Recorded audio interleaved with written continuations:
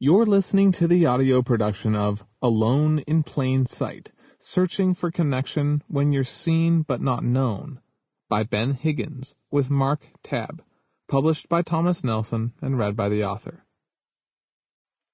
Introduction. On the outside, looking in. Back in grade school, recess was my favorite part of the day. Reading class came in a close second, especially when Mrs. B, the librarian, read to us. Those times became few and far between as we got old enough to read on our own, but they still happened often enough in the second grade that we could continue to hope today might be the day. Our hopes came true one afternoon when Mrs. B announced, "Okay, everybody, down into the reading pit." She always read a book to us when we went down into the reading pit. I just hoped it might be one of my favorites. Mrs. B had other plans. Once we were all seated in the pit, she said, "Today we're going to do partner reading." Even though none of us had any idea what she meant by partner reading, we all started bouncing up and down like it was Christmas morning.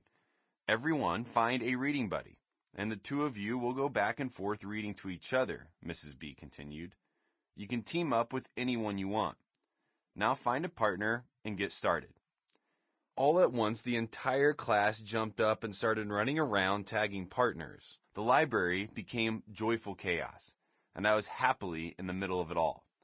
I looked around for a moment, spotted a friend, then darted over to him. However, before I got there, someone else tagged my friend as their partner. No big deal.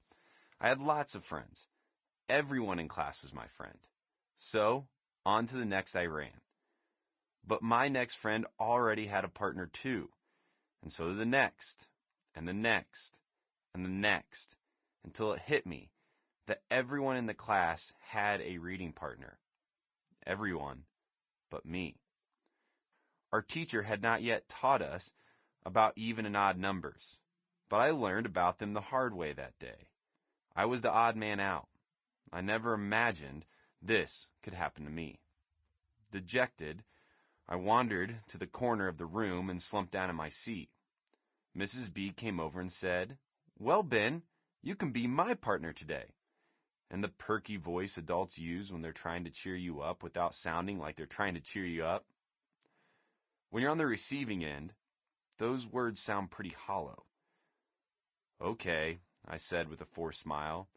I got up, grabbed a book, and followed Mrs. B to her desk. It felt like the walk of shame, like everyone in my class was staring at me. The loner kid. Sample complete. Ready to continue?